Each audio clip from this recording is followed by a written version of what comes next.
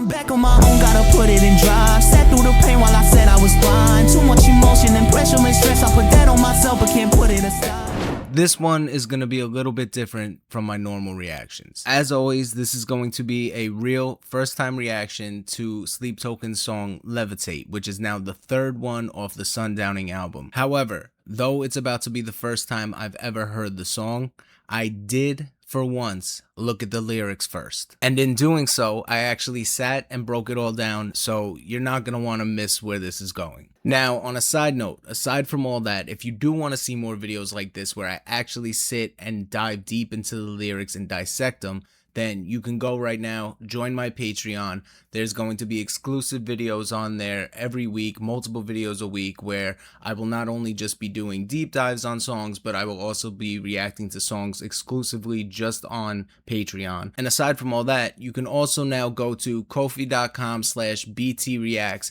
and you can request a specific song that you want me to do a reaction to. All of these requests will be done within 24 hours, but I do ask that you don't request any songs that are part of any type of series that I'm doing, such as the Sleep Token one, where every single song I'm reacting to is in chronological order from the beginning of their discography up until where they are right now. I appreciate all of you who have been supporting me, and I hope to see some of you in the Patreon comments. But enough of all that, I've wasted enough time. Let's get right into it. This is Sleep Token, Levitate.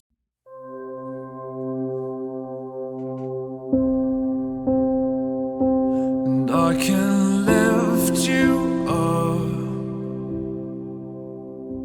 Your body is mostly blood, like water, a perfect flood, engulfing me again.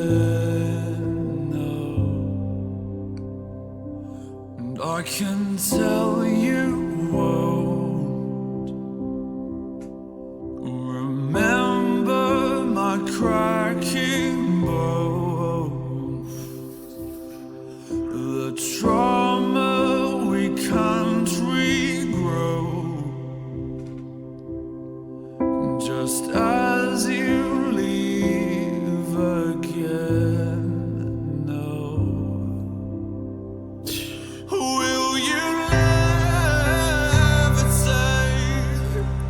Oh my God. Up where the angels inhabit, will you levitate,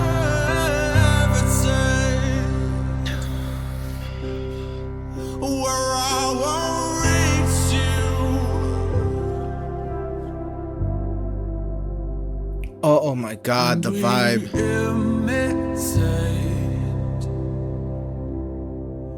A story of perfect days, a ballad we fabricate as you forget your words again. No. And is that all you need? To merely pretend to be falling in love with me, forgetting the agony again. Will you levitate up where the angels inhabit? Oh my God. Will you levitate where I won't reach you?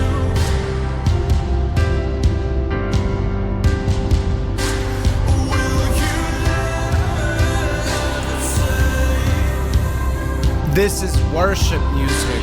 where my love doesn't matter? Will you levitate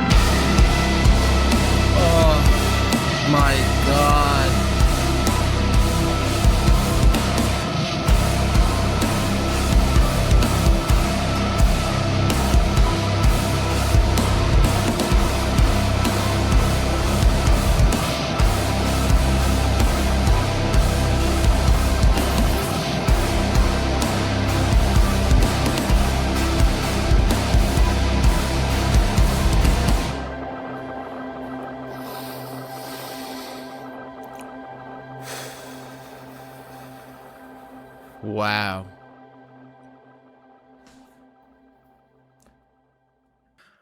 Whew. All right. That was the epitome of a worship song.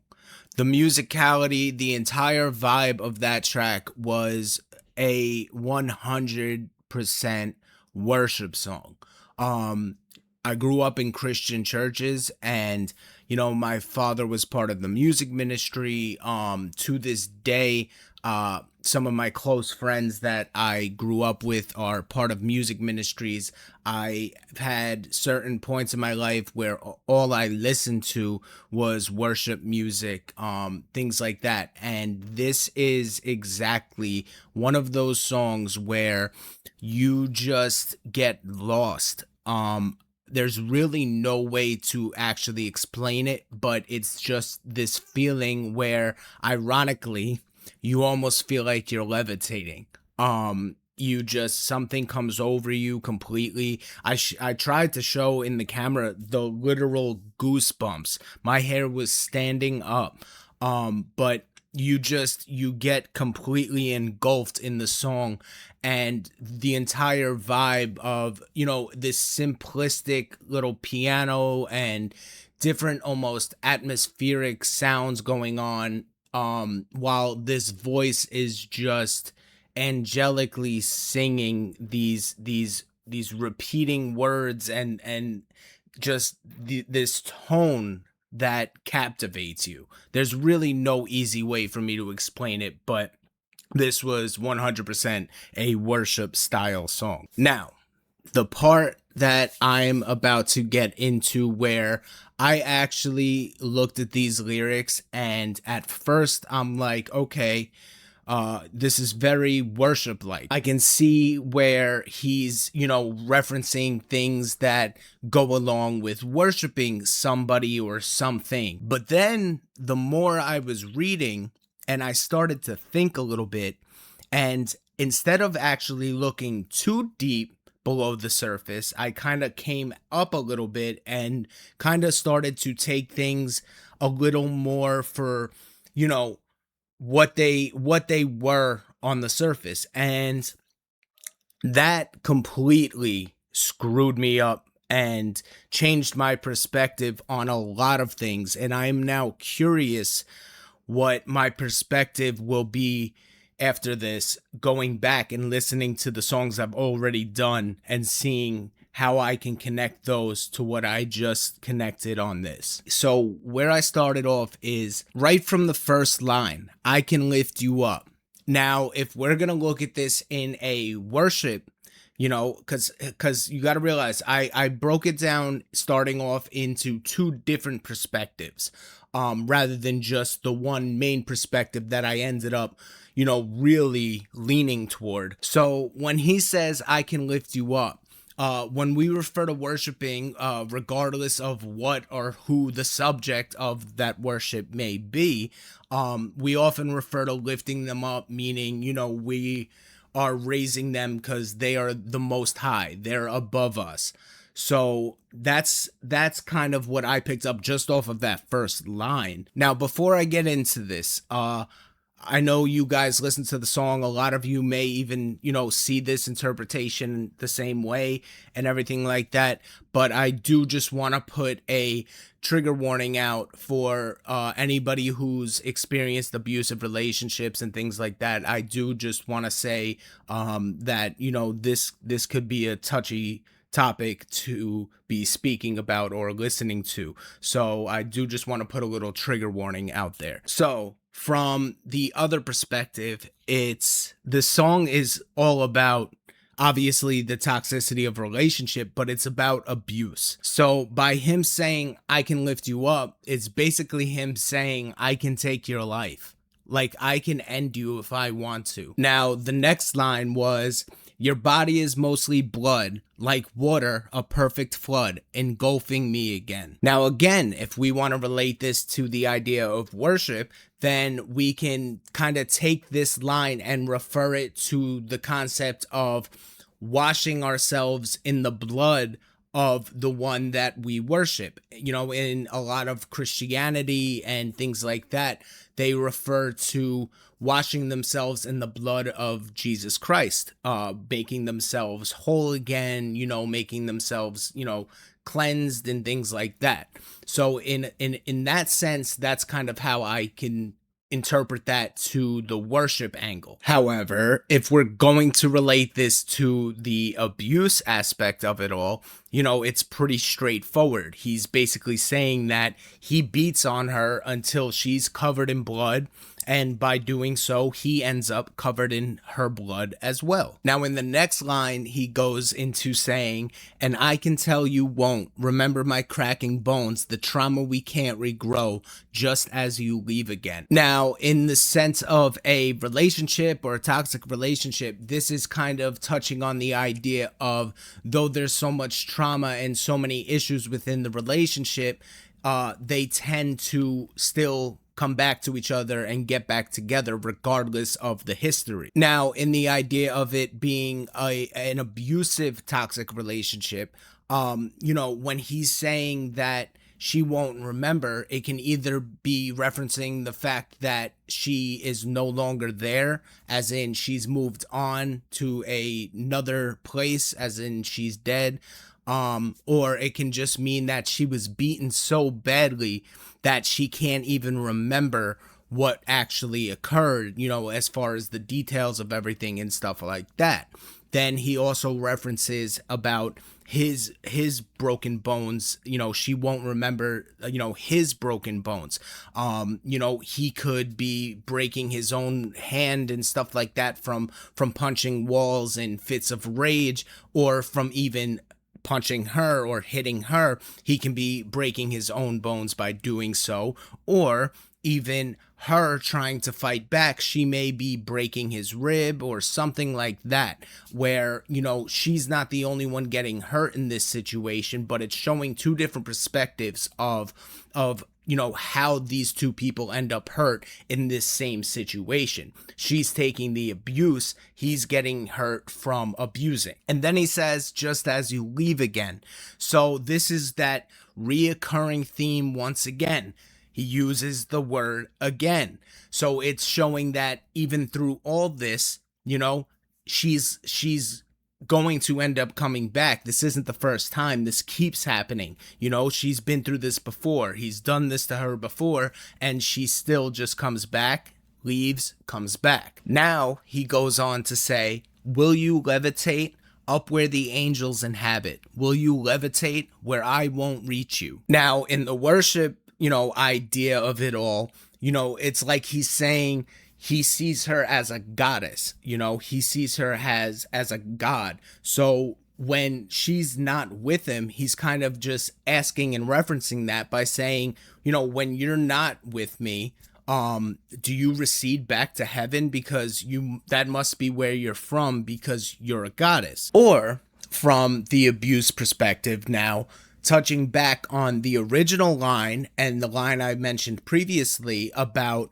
her moving on or him taking her life, it's kind of like he's asking, you know, if I were to end it for you, would you go to heaven? And if you go to heaven, would I be going to hell? Now that can mean two things, that without her, you know, now she's in heaven, however you want to look at that, he's now living in hell because he no longer has her.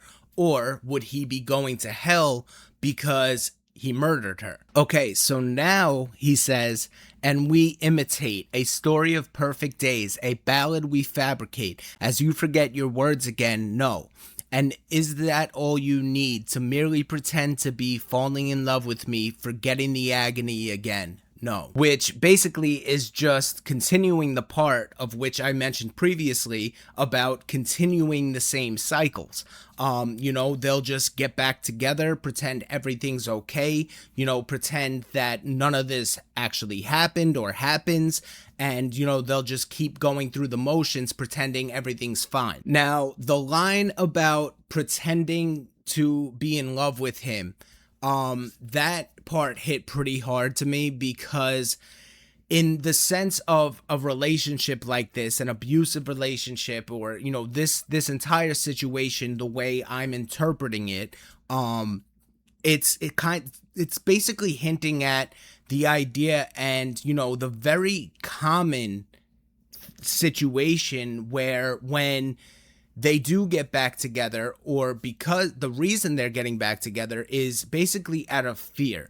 She pretends, now that they've gotten back together, that she's in love with him again, or even still. So, she's kind of lying to herself and kind of forcing herself to feel like she's still in love with him.